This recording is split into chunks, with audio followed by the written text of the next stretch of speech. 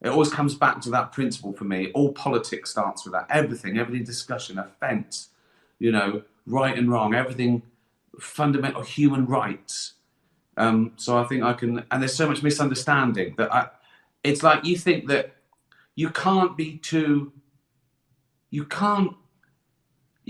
any quantum leaps when you talk about that, because there's such a fundamental misunderstanding about what free speech is with the general public. It should be taught in schools what free speech is. Those who are feeling the pinch might wonder, you earn £167,000 per year. If you need help buying your wardrobe, why shouldn't pensioners on £13,000 a year get help with their heating bills? Well, let me tell you what I'm focused on. I was elected into government with a strong majority and mandate to bring that change. And the change that I promised, that I'll be judged on, is whether living standards have improved and people feel better off. Whether our economy is growing in all parts of Scotland, all parts of the country, United Kingdom. And there's an election in 18 months in Scotland. Energy up and running to develop the jobs of the future. Will people in Scotland actually feel that their lives have gotten better within 18 months, which is when Anna Sarwar wants to be First Minister? We've already started taking the first steps. We're getting investment in. Great British Energy already up and running and making decisions. Has George got new glasses? Well, I think the prize goes to Steve, who spotted my new glasses. And I should just like to make perfectly plain that Lord Ali had no part in the purchasing of these new glasses, which are, and my wife and I were just discussing this, I mean, this is kind of top of the range. These are Gucci glasses. They cost £200. But Keir Starmer's glasses cost £10,000.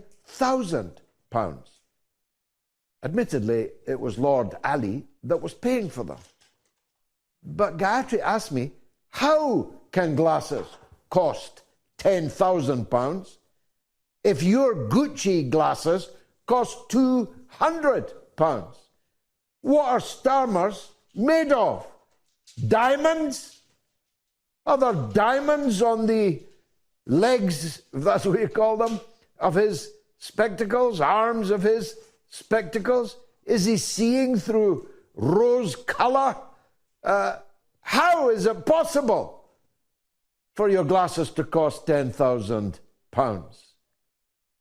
Well, there's three things that I can talk really confidently about and take on all comers that I know about, that I could probably, I reckon I could do a good 10 minutes on these without even practicing. And that's not comedy. I'll talk about what I know, which is opinion, of course, and it's subjective, but I talk about what I know and what principles of comedy and examples. I could do comedy, obviously. Free speech. I seem to have studied that inadvertently for it always comes back to that principle for me. All politics starts with that. Every discussion, offence, right and wrong, everything, fundamental human rights. So I think I can, and there's so much misunderstanding that it's like you think that you can't make any quantum leaps when you talk about that, because there's such a fundamental misunderstanding about what free speech is with the general public. It should be taught in schools what free speech is. Comedy, free speech, and animal welfare. And I can go off on millions of tangents with animal welfare because that is complex. So I think the best thing, probably the first two, if I wanted to be funny as well. It's difficult to be funny with animal welfare. Not one member of the Labour Friends of Israel has resigned as a result of the issuing of these arrest warrants. Imagine that. Not one. Well, speaking of Labour, Bernsey says, well, let's see what Keir Starmer says now, because as we have seen, he does the opposite of everything he says. Yes, we said so. And Ravindra Bhatia says, for the younger ones amongst us, look up quisling in the dictionary if you want to get a different angle on Keir sabotage Starmer. Quisling? who is Quisling was the Nazi treasurer. collaborator in Norway, and he gave his name to such people forever after. Yeah. This is, I mean, I don't know what this means to an American. This might as well not be on, might it? Because it's like, I'm just sitting here talking bollocks. It's getting pretty existential now, isn't it? You'll miss me when I'm gone. I want clips of this shown. Again, when I die, I don't want creator of David Brent and Afterlife, clips from that. I want clips from this.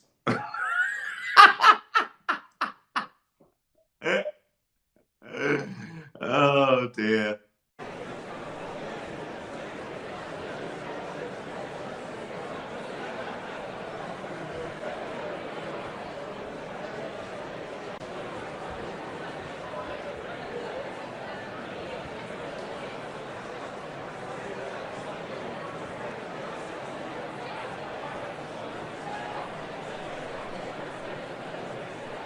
I suppose you've got to do everything you can to make yourself feel good, or the things you like.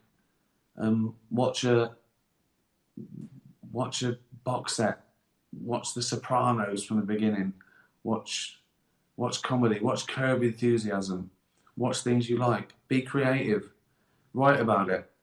Moan about it. Write a blog. Moan about it. Get things off your chest. Write things about someone really annoying in the next bed. Make yourself laugh. Sometimes, right, if someone's annoying me, if I think of something about them, right, you know, like, fucking hell, is eating like a fat frog, right? And then I feel sorry for them, because I think, oh, that poor bloke, he doesn't know that I'm calling him a fat frog. And then I feel sorry for him, and that makes me feel better. So, you know, you look forward to better days and keep yourself active. Creativity. Play chess. Try and get good at something if you can. Yeah, take care of yourself. Just care about yourself. Get yourself feeling better. Whatever. Think what would make you feel better. Do that. That's probably terrible advice. Our doctor's saying, no, don't say that to people. Some of them are in here because they did stupid things. Some of them are in here because they used to like jumping off bridges and onto cars. Don't tell them to do what they like. But I must just say, any advice I give, don't say, I'm not a doctor. I'm not in anything. I'm not a politician. I'm not a doctor. I'm not a lawyer. So, right. Oh, thanks everyone. Stay safe. Be nice to animals. Have a good week. Tatty bye, everyone. Tatty bye. Aaron Esp. Back to the beginning. Used as the final track on episode 1, series 3 of Afterlife. When I first heard that, I only heard that like a couple of years ago. And as soon as that lyric kicked in, can I go back there, back to the beginning, I knew I had to use it where I used it. It just seemed to fit so well that he just wanted it to start over again. And he couldn't. Hello, welcome to some more absolute bollocks. Leopold and Loveday. Tony seems to find his purpose in Afterlife 3. What do you see your primary purpose for this life to be? Well, I know what you're asking. It's always been to make the most of it, and we're just big blobs of meat that have to experience everything we can. We're experience machines. You know, everyone's quest is to feel good. And sometimes Tony finds that he only feels good now. He tried everything. Tried violence, drugs, drink. And the only thing that, no spoilers, but he found the only thing he can feel good is to make someone else feel good. That's obviously should be everyone's purpose. I think mine, if I had one like that, would be animal welfare. That's what I want to do, really. I always have, but I've got more power to do it now, and that'd be my proudest legacy on my gravestone. Animal activist was probably Trump comedian. Gunnar, can you say some nice words for the passing of our car, Alison? So that's a dog asking me to say some nice words about the death of a car called Alison. So that's where we've got to. I think, never mind my comedy or my animal activism, but I think I should get an award for talking to cats and dogs. I've said it before, you will not get George Clooney doing this.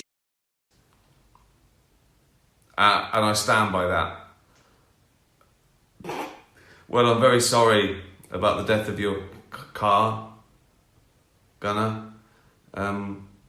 R.I.P. Alison, the car. I want to keep saying that so people don't think I'm actually talking about a person. I'm being laughing on flippant. If they just tuned in and I'm laughing about the death of Alison. Alison is a car, okay? And an animal. And Gunnar is a dog. So let's get that clear straight away. Good. Lorraine, where did the inspiration come from? Mind the way, I've got millions of questions as well. I try and leave it as late as I can, so some people don't get the chat. So I'm not going to get to all of them. So I apologise already. I might sort of conflate some to give you like a frequently asked questions because I can't answer everyone. But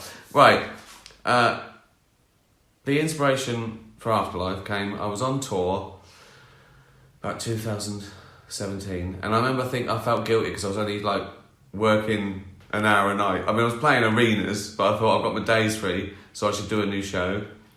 And it was around the time of like everyone being scared about saying stuff, like on Twitter, or getting cancelled or getting fired from their job for having an opinion. And I just thought, oh, that's terrible. But you get it. I mean, people are scared to say something. What if they weren't scared? What if they didn't care? Well, but you do care. You care about the consequences. You care about losing your job or being unpopular. I said, what if you didn't? What if you didn't care about the consequences? What like you were gonna die or something? Yeah. What if you were gonna die and you didn't? What if you were gonna kill yourself but you didn't? Why would you kill yourself? God, if you lost everything, what's losing everything? The love of your life, your soulmate. Oh yeah. Why didn't you kill yourself? The dog's hungry, and that was it. It was a jumping off point for this man to be like a verbal vigilante, to be angry at the world. It was never meant to be such a study in grief.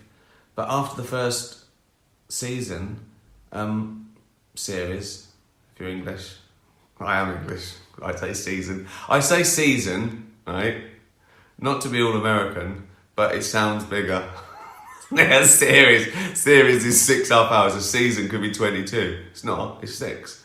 After the first, people would come up to me and say they identified with it and they were grieving, and I realised that everyone was grieving.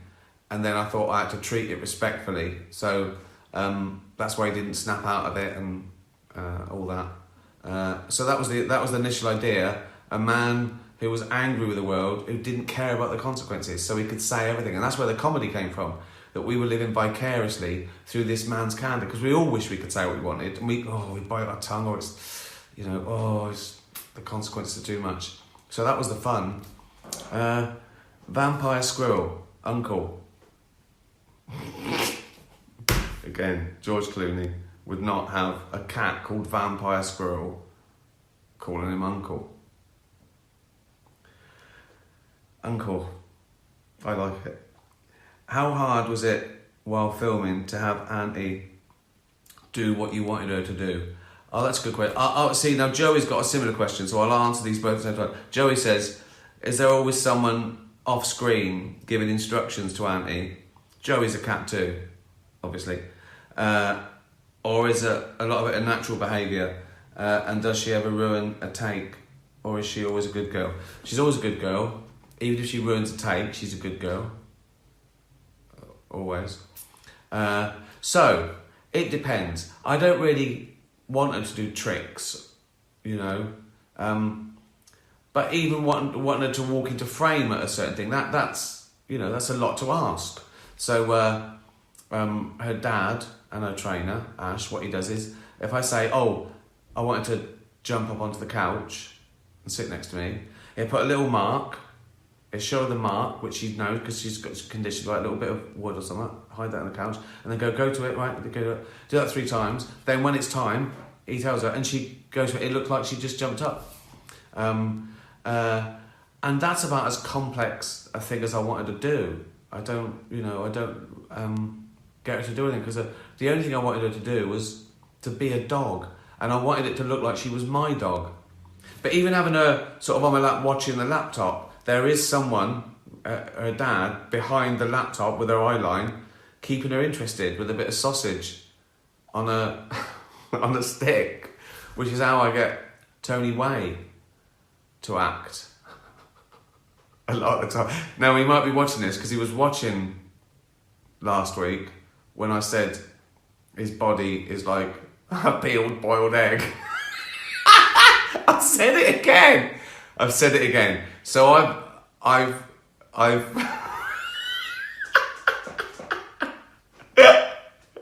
emphasised the fact that his body is like a peeled boiled egg, and now I say he acts for sausages on sticks.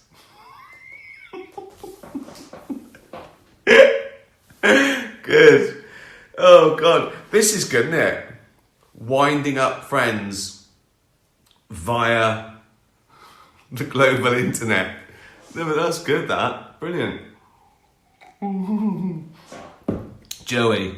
Oh, I've done Joey's. Yeah, so that's and lots of, frequently asked questions about Auntie. Real name, Antilly the Wonder Hound. How old is she? 10, 11 in a couple of months. How did I meet her?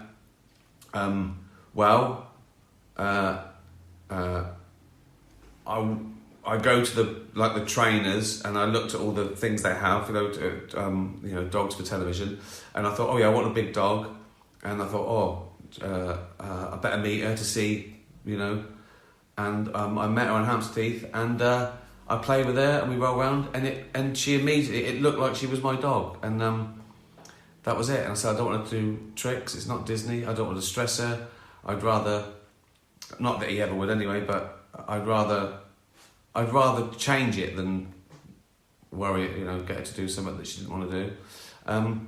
So that's it, that was it. Kristen, did you ever think of another ending once you had the ending set for season 3? Like a sadder or happier one than this? Once I'd got that ending, I was pretty sure, but it wasn't the first idea. Yes, I did think that there could be a much more tragic ending, that Tony couldn't get better or get well or get happy. But I decided against that. A lot of people that came up to me really identified with Tony, and some were therapists who said that they showed it in their sort of sessions, and people really rooted for Tony and wanted him to do well, and they saw themselves in him. And one of them said, please don't have him end it all. And I took that on board, and I see why. So that was out of the question then. And then it was just down to, how things were tied up, who got their story. But to explain the ending, no spoilers. This won't be a spoiler. If you've seen it, you'll understand. If you haven't seen it, it doesn't matter. But the ending is just saying that everyone dies, but not yet, not today. It sort of plays with time. So everyone dies, but in the future, not today. And everything's the same. And life goes on. There's still the trees. There's still Tambury Fair. There's still everyone else. But it's just did you notice the trees change? By the way, did you all notice that it's like future seasons happening? Yeah. Titch. I mean, I didn't have anything around, so it's nonsense. So for what this is the prize, right? I was going to teach everyone how to draw Lionel the lemon, right? And I thought, I could send Rachel that. I thought, no, well, that'd just rot, wouldn't it? So what I'm going to do is I'm going to teach you how to draw a Lionel lemon, and then I'm going to do it again on a tennis ball, which will last, and that's Rachel's prize, a tennis ball. Titch can play with it, I'll sign it and draw a little Lionel lemon. Is that rubbish? Is that a rubbish prize? I was desperate. Right, this is how you draw a Lionel lemon. First of all, just a big smile first, right? Just like that.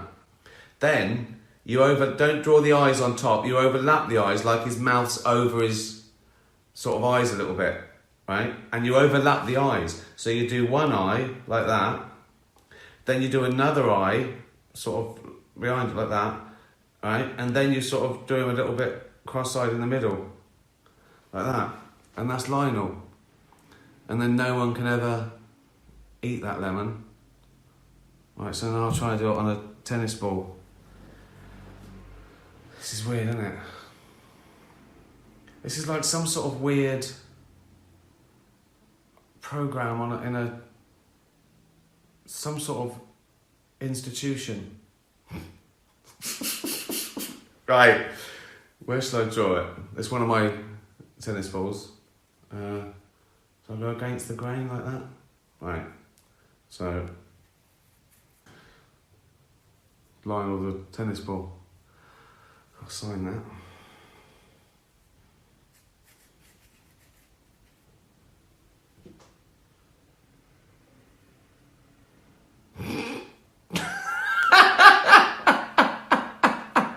Great. Daniel, you mentioned... Oh, Titch, sorry. I'll come to Daniel. My question is, what keeps you grounded? Because you're so down to earth. Am I? I'm fat and old. That's why. Is it Auntie? Or something else? I don't know. Well, you lot, I guess, as well. But yeah, friends and family, they keep you down to earth, don't they? You want a normal... The idea is to have a normal life, a lovely normal life. You don't want a weird... It wants a weird Hollywood existence, or... Do you know what I mean? I just want a normal life. Drawing on lemons. How is that normal?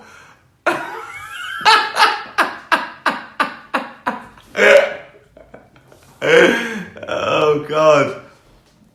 Oh. Yeah, I don't know.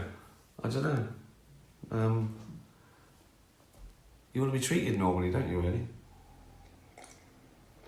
That's the secret. Daniel, you mentioned you have a few ideas at the moment for your next Netflix project. So would you consider these new ideas to have a similar structure to your previous work, or would it be something completely different? And would you still write, act and direct? I think so. I think I still write, act and direct. It would be similar. It's not going to be so mad. It's not going to be like a silent sketch show or something like that. It'll be some sort of narrative comedy thing, whether it's fake documentary or Eye of God or traditional sitcom or weird sitcom.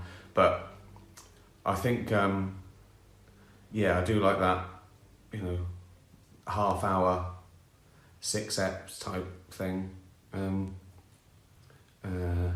I've got it down to 2. I've got it down to 1 now, I think.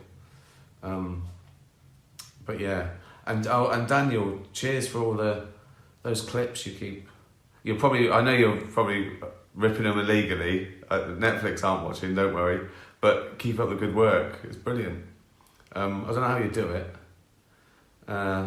But yeah, it helps me because I wouldn't know how to do it, so I can just sort of retweet your thing you did. This is breaking the law. The FBI. It was Daniel. I told him not to. So, sorry, mate. Sing like a canary. Oh, this is Danielle, not Daniel. Danielle. If you could only choose stand-up, writing, acting, or directing, what would you pick? Oh, an order of preference. Oh, that's so difficult. Because I sort of lump in the writing, acting, and directing as one thing, if you know what I mean. Even though different disciplines. And then stand-up is something else. Oh, and stand-up's writing as well, and directing and acting, even though it's me as my name, it's a persona, and I'm saying things that I don't really mean sometimes. So that ticks all the boxes. In one, stand-up for me ticks all the boxes, I think. Oh, yeah, if I can't do all three, I wouldn't mind losing acting, I wouldn't mind losing directing, I wouldn't want to lose writing. So out of those three, it's writing. So in order, it's stand-up, writing. I'd probably go, if I haven't written it, if I've got to do one, if I haven't written it, I'd probably put directing before acting. No, I wouldn't. No, if I haven't written it, I'd put acting before directing. If I'm not writing it, I might as well put acting first, because that's easier. Actors are really annoyed. Tony Way is really annoyed. So I'd put stand-up, writing, acting, directing in the order of preference. Mr. T the Taco, inspired by Lionel the Lemon, could you please draw something on my shell to make Pickalicious not want to kill me? Oh dear. What would I draw? I don't know, I'd just draw a little face.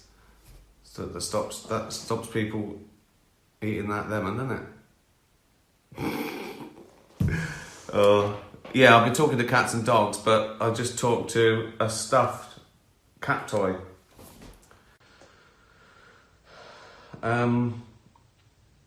Yeah, so someone wanted me to mention. Someone wanted me to mention something. Oh yeah, animal testing. Yeah, it's getting closer. At least there's the sort of debate now. They're still trying to. The propaganda's ridiculous.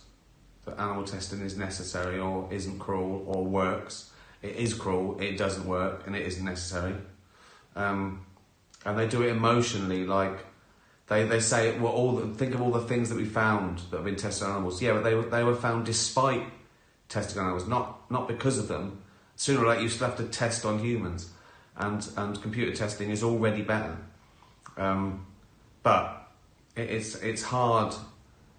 They're so ingrained that people believe that it's necessary and it makes it safer. And also, then there's the, the whole sliding scale of what's necessary isn't. I can see why people go, but we might find a cure for cancer. You won't in animal testing. There was one whistleblower, one scientist that had done it like all her life, and said, all we found out is how to cure cancer in mice that we gave cancer to. So that's all that's happened.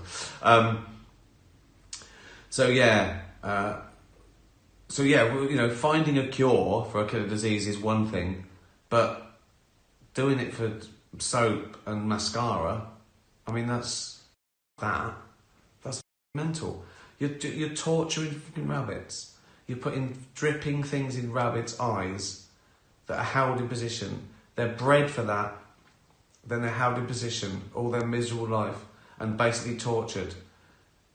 So a shampoo doesn't sting. Now. So yeah, well, it ended badly, didn't it? I'll show you Line of the Lemon again. Ended on a sour note. Brilliant. So thanks for watching. Keep watching. Watch it again. The viewing figures are gonna. Everyone who just watched it, just leave it on. So it looks like, I don't know if that counts. Does it show? Do they know if you watched it twice, or does it just count? I think they count devices and not people who've watched it, or how many times you've watched it. They probably do know that though. That's probably good. That makes me look good. So just everyone who's watched Afterlife, when you go out, just leave it on again. Oh. Alexa, play Afterlife on Netflix. Siri, play Afterlife on Netflix. We finished the series, the third series of Absolutely Mental. They're putting that all together. That should be soon. And then I want to do warm-ups for my new show while Netflix are fiddling around waiting to put Supernature out. I'm over that. I'm on to the next thing. Yeah? Rolling Stone gathers no moss. So, you do the math. Right, there you go. That was a load of bollocks. I'll send that to Rachel for randomly being selected. I might do one again because the signal is not very good. Thank you. Be nice to animals. Tatty bye, everyone. Tony Way. Oh. Tatty bye. Bit of Steely Dan. Barrytown. Off Pretzel Logic. Jane got me some original vinyl of Pretzel Logic for one of my birthday presents, so that's why I'm playing that. And that's what this is about. Not my birthday, because that was... I'm doing this to thank people for my presents, because the Bollocks gang got together and above and beyond the Call of Duty, I mean, they shouldn't have done it at all, really. Or it's you I'm talking to. I do these things to thank you for stuff, and then you thank me for doing them. So this is sort of, I've got some questions which I can't get to all the questions anyway, but I'm using this to thank people. So I'm going to get straight to it, right? So I've got loads of different boxes, all from the general Bollocks gang. Anyone just tuning in for the first time, what's the Bollocks gang, right? It's you lot. It's if you listen to this shit, you are one of the Bollocks gang. Happy birthday, you miserable little. So it's from the usual suspects: Bella, Freya, Gunnar, and Andy, Joey, Leopold and Loveday, Leslie, Mark, Ollie Pickle Fan Club, Ollie Afterlife, the old laughing lady, Otis the Parrot, Scarlett, Selena, Susie, Titch, Bestest, Vampire Squirrel, Welsh Felix. I mean, I'm going to be saying those names a lot today, but in that particular hall was a lovely book of languages, a collapsible bucket, because I'm going to end up in a bucket, obviously, and some lovely chill-out aromatherapy stuff. I think that's to stop me using bubble bath, which is brilliant. I've got some lovely vegan chocolates from Melon Toffee and Fudge. I would have eaten those immediately, but I was saving them to show you, to thank you. So, I'm going to forget some people. Oh, what's the big cards? Hold on. Oh, God. Right. No, that wasn't the big card. I think. Well, that's Mal Toffee, Fudge, and the humans, Amy and Michael.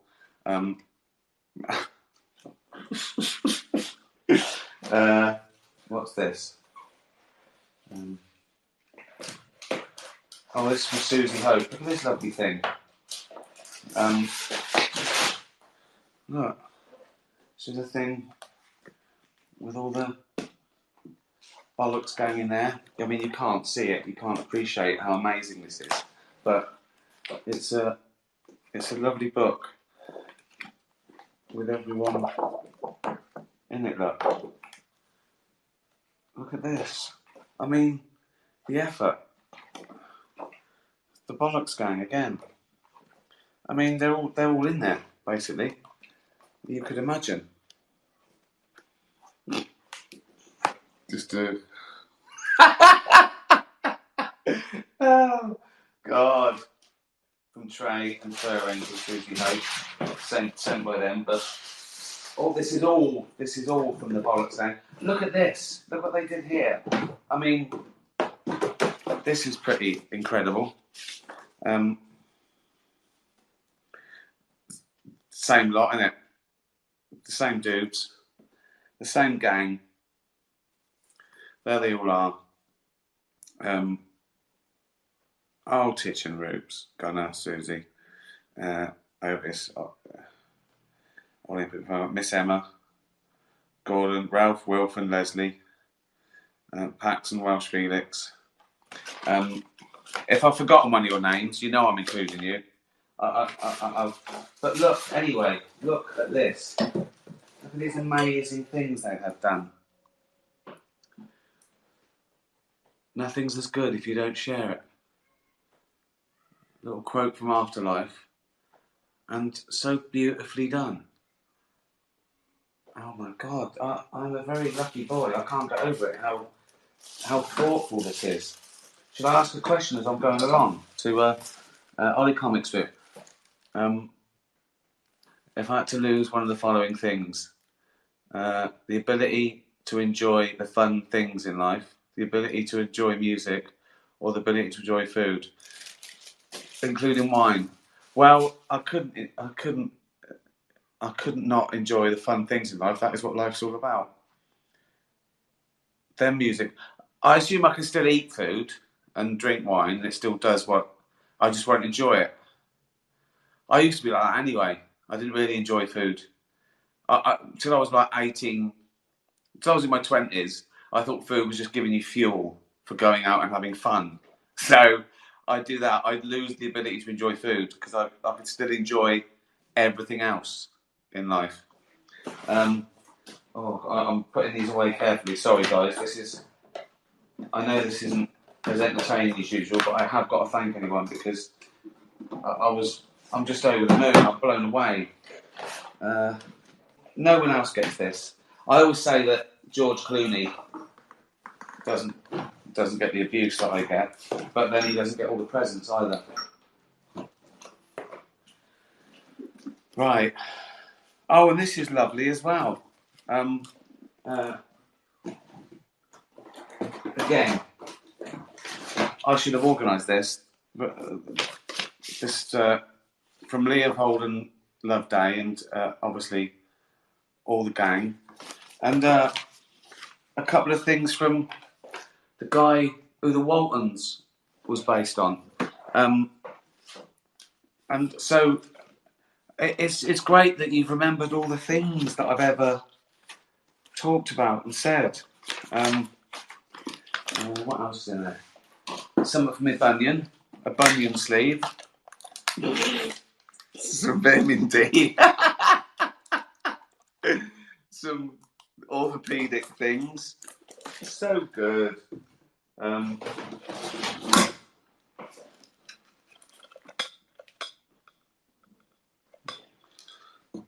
Some catnip, some drugs for the cat. I've kept them away from her, but she knows something's going on because she kept sniffing around the box all the time.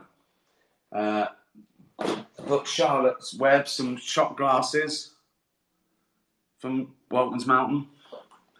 I mean, I'm sure I've forgotten something, but it's just amazing. So thank you to everyone, the whole Bollocks gang. I hope I've mentioned everyone's name once. And also got some balloons as well from Mel Toffee and Fudge.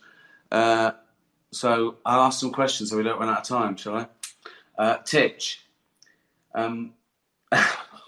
Did we really land on the moon? Why haven't we been back since? Because they're right. Yes, we did. We landed on the moon. Why would they lie? Why would they fake that, Titch? Well, why didn't they? Why didn't they just, if they were going to fake it, say we landed on Mars? We landed on the moon. I'm pretty sure of that. Why did we go back? Nothing there. Nothing there. That's my answer. Gunnar, you and David Bowie in Extras is such a momentous moment for TV. Looking back at your career, what accomplishment do you think? Do you still not believe you're a part of? Well, that is up there, isn't it? Writing a song with your hero. Getting asked to write The Simpsons. Getting asked to do the Golden Globes. I think that might be it. I still think that might be it, though. Writing a song with David Bowie. Yeah. Surreal, isn't it? And then a star on the Hollywood Walk of Fame. That's mental. That's mad, isn't it? That's the... Yeah. First one to get that was Dean Martin. They must be running out of people. So we started with Dean Martin. Right, this year's... There's no one left. Well, what about that fat bloke? Yeah, okay. Good one to him. Bella, I've been off my stick game recently, and I failed to find any really good ones worthy of being carried home. We know you like a good stick, so do you have any really good tips for finding really good sticks? Well, I mean, you've got to be on the lookout. And what I'd say is, don't just look at the stick as it is. Look at the potential of the stick. So you might see a stick and go, oh, that's too big. Cut it in half, right? You'll go, oh, it's destroyed this and there's too much bark on it. Take the bark off, okay? So look at the potential. Look within the stick. Like when Michelangelo saw a big lump of rock, he didn't go, that's boring, a big lump of rock. He saw David, didn't he?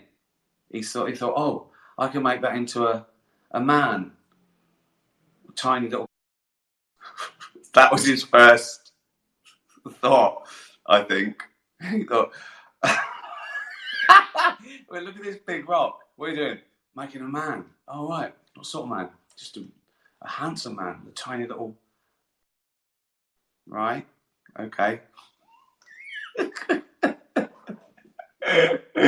Michael, Mr. Michelangelo, have you got a little... No. I'm just this man. So look at the potential of the stick, Bella. Joey, I'm 9, so in human years, I'm not far off 60. Who do you think looks best for their age? So there's a beautiful picture of Joey and a bath pic of me, right? So I know what he's done there. He's tried to suggest that he looks better, but he's not in the bath. So I don't think he'd look his best if he was in the bath. I saw Ollie fall in the bath once, right? When she was a little kitten, I was in the bath, and she got up to have a look and slipped, and it was like a fucking cartoon. She slipped in the water and went like that, and she was out. And then she just was in the corner, like looking at me, and she looked like a little fucking drowned rat. So, Joey, I mean, you've got a picture of yourself looking great there, but I don't think you look so good if you fell in the bath, is what I'm saying. Dougal, bonjour, monsieur. Bonjour, monsieur Ricky. You'll awaken to discover you have been wrongfully convicted of a crime. On the way to jail, what story would you invent to tell the other inmates to make you look tough and ensure you don't fear dropping the soap in the shower? I just wouldn't shower. I just stink. Make sure no one will come. Like I've got to worry now about people coming near me in prison. I think I'm pretty safe now. Like they all come out and they go, oh, some nucleus. Have a look. I go, oh, fucking hell. No, you're all right, mate. You're safe. So what would I do? Well, hold on. I'm assuming. But if I was wrongfully convicted of something, they go hear about Ricky Gervais. He got wrong. Could I make something up? I'm assuming I'm not. They don't know who I am. Like, you know, I'm not famous. They don't know who I am. I'm just a bloke. What would I do if I was just a bloke? I'd say I was a hitman for the mafia, because that's a double whammy, isn't it? Not only do I say I'm connected, but I'm like, you know, I'm scary even within the mob, and they leave me. I just say, yeah, I was a hitman. I can't think of a scarier thing to say. So yeah, Dougal. Stupid question. Me going to jail for a crime I didn't commit. Scarlett. It must be amazing editing Afterlife 3, bringing the story to life with all the amazing characters, especially Auntie the dog, who plays Brandy. Do you have a favourite part of the editing process? Well, yeah. Auntie is involved in one of them. I've done a lovely little thing, a little special tribute within the thing to Auntie. No spoilers. I think my favourite part of the edit is finally putting the music on and making everything fit in, because it's sort of, you know, it's chicken and egg. So you plan it for a song and you do it, then you put the song on, then you have to make it fit, and back and forth. You might have to edit the music or edit the thing. So I'd say it's putting the music on. It just elevates it. Tony, I just accidentally hit and hurt my elbow walking around the house, then instantly called the door frame as if it was its fault. Do you do things like that? Also, do you think you'll be an even bigger hypochondriac? I don't think so. I don't think I could get worse. In fact, I think I'm getting better, because even though I'm closer to death, it's fairer. Do you know what I mean? Like, if I was 18 and I went to the doctor, I thought, oh, I'm gonna. I go, this is so unfair. But now I'm going, you know what I mean? I'm not so angry at the cosmos. So, yeah. Do I bump? No, if I bump into someone, or the first thing I think of is, whose fault is that? I'd love to blame someone. So I'd love someone. It's usually me. Like, ow, who left that fucking cupboard? It was me. Do you know what I mean? Like, if you trip on the pavement, whose fucking fault is that? Council. It's never mine. So no, I don't blame the inanimate object. But if it's someone's fault, it instantly annoys me. Even the weather. I think, who can I blame about the fucking weather? Is there anyone who told me not to bring out an umbrella? Oh dear. Daniel, I know you're getting old now. Brilliant. What do you think you'll do next after Supernature Tour is finished? More stand-up, TV or film? Definitely more stand-up. I can't wait to finish this one, because it, you know, with a pandemic and getting that. And Netflix already bought the next one. I can't wait to do that, because every time I think I can be even braver, and, you know. So definitely stand-up. In fact, someone asked me, I don't think we'll get to it, but someone asked me if I had to give one thing up, or if I could only do one thing out of writing, directing, acting and stand-up, what would it be? It would be stand-up, because it's all of them. So definitely, I want to do another stand-up. I think I want to do stand-up. It's the standing up bit that's the problem now. I've even thought that maybe my next stand-up tour I could sit down. I don't think people would care. I'm not Lee Evans. I don't jump around. I don't do backflips or dance or sing a song. So I could just come out, say thanks very much and sit down in a nice armchair. I mean, Dave Allen used to sit down. Yeah, he was a stool and he was upright, but I might fall asleep, particularly if I'm drinking, because when I drink and I'm standing up, you sort of, you're sweating it out and stuff. If I was sitting in a chair, I think I'd drink more. And then, like fucking granddad from Only Foot. What if it was a commode? So I can't. Please welcome to the stage, Ricky Gervais. I come out maybe in a mobility thing. I come out like that, and that maybe just stay on that, or it just sort of tips me into an armchair, and that armchair is also a commode. So I could be sort of telling jokes and having a little wee or something and a drink. So I wouldn't have to worry about, because sometimes on stage I think, I better not drink too much because I've got to jump in the car and I might need a wee. Whereas if I was doing stand up and drinking and weeing, I mean, that is the best worlds for me. You got to have an ambition, haven't you? So definitely more stand up. Definitely more.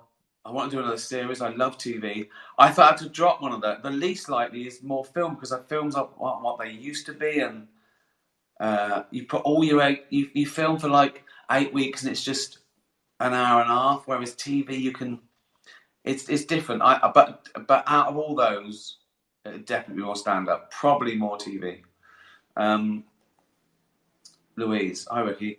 I'd like to ask you about the Supernature tour. There was some very controversial topics discussed in the warm-ups. Will everything make it into the proper shows, and can Netflix choose or remove sections, or do they have to show the whole thing? Well, I hope they make it. The reason they wouldn't make it is because they're not good enough, or it's too long. Like Humanity was 86 minutes long live, and I had to cut it down to between 60 and 70, and they let me have it at 76. So it was already longer than specials are meant to be, and I cut 10 minutes. So I don't think Netflix would ever make me cut anything unless I was breaking some sort of broadcast law, which I don't. I don't think they do it because they're scared of controversy or getting cancelled. And sometimes I lose stuff because I've already done a joke about that thing, or it's too long. There's some routines that are fun, but I haven't worked out how long they are versus how funny the punchline is. So do you know what I mean? So you just want the best, tightest, most laughs. Also, I want a bit of a narrative. I don't just want a string of the funniest bits, because I want people to go away with, that whole hour felt like something. Do you know what I mean? You want it to be more than the sum of its parts. So all those things determine how long it is, what goes and what stays. But Netflix have never told me, they've never said you've got to take that joke out because it's too dangerous or whatever. That's never happened. But I'll take that if it's not. It's just if it doesn't feel right. Bird on a mission. I hope we had a fantastic birthday. My question is, are we born with empathy, or do we learn it from our parents, peers? And why do some people have none? Could it be an abnormality in the brain? Well, I think it is, because I think there's some fetal development. Like if the mother's like an alcoholic or a drug addict, it can affect the development of the kid's brain, and they can be born without sort of empathy. So it's definitely neurological as well. Having said that, everything being equal, and we're all born the same, you certainly learn kindness as well, or the opposite. So I think it's a bit of both. But I'll ask Sam Harris that on my next A phone call. Bird on a mission. Oh no, that was Bird on a mission. This is Leopold and Loveday. Why does the way we perceive time change as we age, and the way we experience the passage of time? Is it the same for animals? No, I don't think animals think I've only got a couple of years left like we do. Well, I suppose time is relative. Time is relative, isn't it? If you're doing something you hate, pain that lasts for a couple of seconds feels like fucking hell ages, and doing something you enjoy is over in no time at all, isn't it? I suppose also,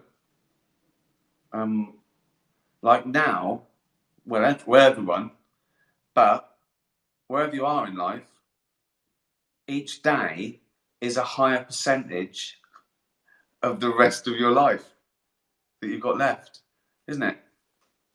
Soon, one day, that day is going to be 100% of what I've got left, and working backwards. And we don't know what that is. We don't know what percentage we've got left. So, we better enjoy it and be kind to each other, like you lot are to me. What a very lucky boy I am. Well, I hope I've mentioned everyone at least once. I think I've shown the majority of all the gifts. I've answered most of the questions from the gang. Thanks again. It was, I think, the best birthday ever. Don't do it again, though. That was for my 60th. Don't spend your money on me anymore. You can spend it on things like this, for example, where all the proceeds of this book, and it's brilliant, go to All Dogs Matter. And this book, I think, is brilliant. It's the questions that Bella asked me, and I answered over the time here. There's little Pickle. Ollie's in there. And look, there's me and Bella collecting sticks. I'm going to be horrified if I've forgotten someone. But you know I'm thinking of you, whoever you are. If your name wasn't called out on any of these things, I have seen your name, and I really appreciate it. So, especially whoever called me a miserable. Thanks, gang. What a joy. So, yeah, thanks for following. Buy Question Time. Buy a little Ricky bag from All Dogs Matter. Be nice to animals. Tatty bye, everyone. Tatty bye.